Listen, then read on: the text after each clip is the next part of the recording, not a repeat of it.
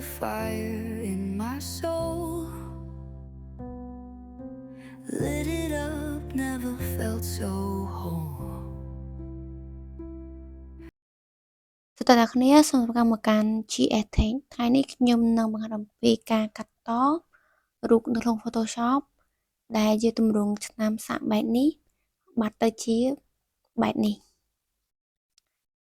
ហើយខ្ញុំមានពីរបែបឧទាហរណ៍ជូនអ្នកគ្នានេះគឺជារូបដែលមានឆ្នាមសាក់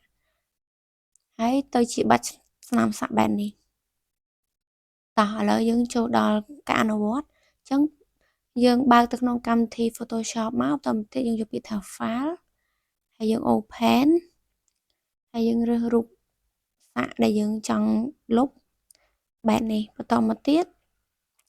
យើងអូសសង្កត់ឲ្យចប់តម្លាក់មួយហើយយើងយក tool ទី1នេះហើយយើងអូសចូលទៅកាន់ project របស់យើងចង់ធ្វើនៅក្នុងនេះតែម្ដងក៏បានដែរតែនេះខ្ញុំអូសចូល project របស់យើងបន្ទាប់ពីយើងអូសចូល project របស់យើងហើយយើង control T ហើយយើង break វាឲ្យធំដោយត្រូវទំហំ project របស់យើងបែបនេះ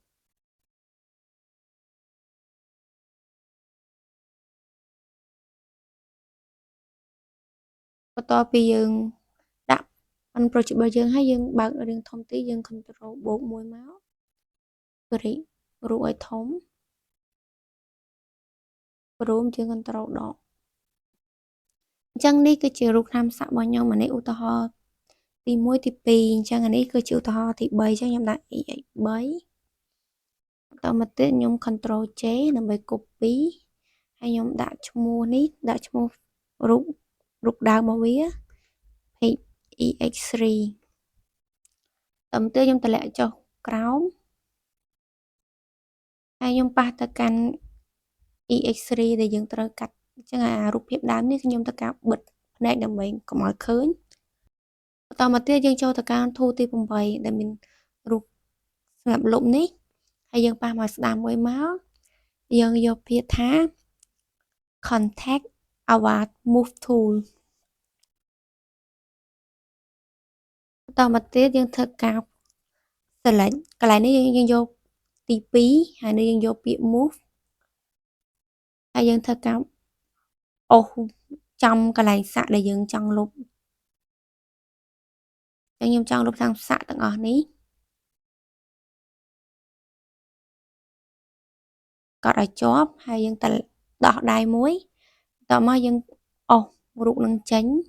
វានឹងចេញបែបនេះហើយយើងព្រមវាឲ្យទូចហើយយើងចូលទៅកន្លែងនឹងដដែលប៉ុន្តែយើងយកពាក្យថា patch tool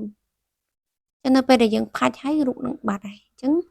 យើងអូសអារូបផ្កាកន្លាបទូចហ្នឹងទៅមើលសាច់ស្បែកដែលយើងចង់បានមកហើយយើង control D នេះបន្ទាប់មកយើងឃើញរាងស្នាមតិចៗអញ្ចឹងយើងអាចប្រើ stamp clown stamp នេះបានហើយយើងអោបហើយយើងកែ color សាច់ឲ្យស្អាត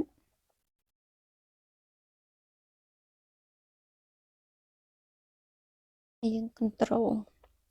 រួចរាល់អញ្ចឹងនេះគឺជាការ